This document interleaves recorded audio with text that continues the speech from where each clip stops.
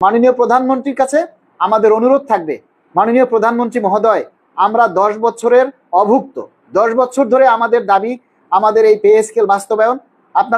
আপনার কাছে আমাদের দাবি হচ্ছে যে আমরা 10 বছর ধরে আমাদের যে চাওয়া নবম পে স্কেল, এটা আপনার হাত ধরে সফলতা আসুক।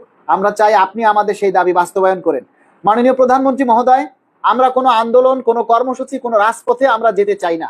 আমরা আপনার সাথে সাক্ষাৎ চাই, আমরা আপনার সাথে দেখা করার আমরা অনুমতি চাই। আমরা আমাদের যে কর্মচারী প্রতিনিধি আছেন, বাংলাদেশ সরকারি কর্মকর্তা কর্মচারী কল্যাণ সমিতি, আমাদের এই সংগঠনের ব্যানারে আমরা আমাদের শীর্ষ নেতাদেরকে নিয়ে, আমাদের সংগঠনের শীর্ষ নেতাদেরকে নিয়ে আমরা মাননীয় প্রধানমন্ত্রীর সাথে দেখা করার অনুমতি চাই। আমরা মাননীয় প্রধানমন্ত্রীর সাথে কথা বলতে চাই, আমাদের দাবির কথাগুলি আমরা তুলে ধরতে চাই। আপনারা আমাদেরকে অনুরোধ, আপনারা আমাদেরকে কথা বলার সুযোগ দিন। মাননীয় প্রধানমন্ত্রী আপনার সাথে দেখা করে, আপনার সাথে সাক্ষাৎ করে আমাদের কথা বলার, আমাদের দাবির কথাগুলি আপনার সামনে উপস্থাপন করার সুযোগ দিন। আমরা কোনো কর্মসূচিতে যেতে চাই না, আমরা রাষ্ট্রের ক্ষতি হোক এমন কোনো কাজে আমরা যেতে চাই না, রাষ্ট্রের সম্মান ক্ষুণ্ণ হোক কিংবা রাষ্ট্রের জন্য হুমকি স্বরূপ হোক এরকম কোনো কর্মসূচি আমরা দিতে চাই না।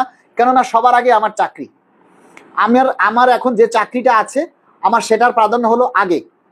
সেই আমি অন্যায় কাজ করতে গিয়ে আমি আমার চাকরির উপরে হুমকি আনতে পারি না।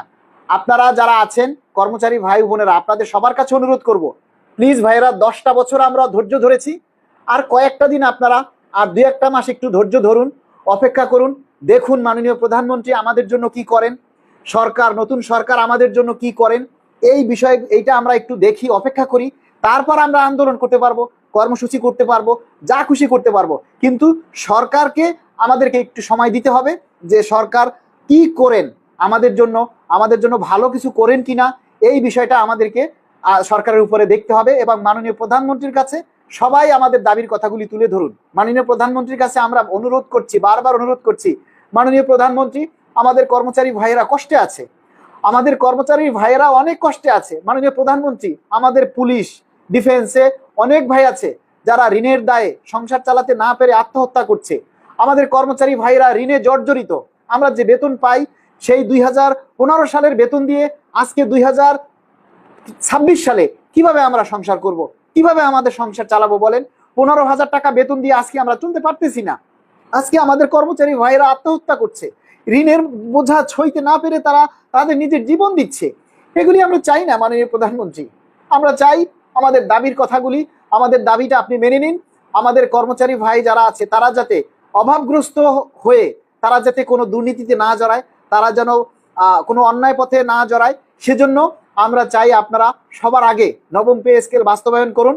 কারণ কর্মচারীরা হচ্ছে রাষ্ট্রের উন্নয়নের চালিকা শক্তি।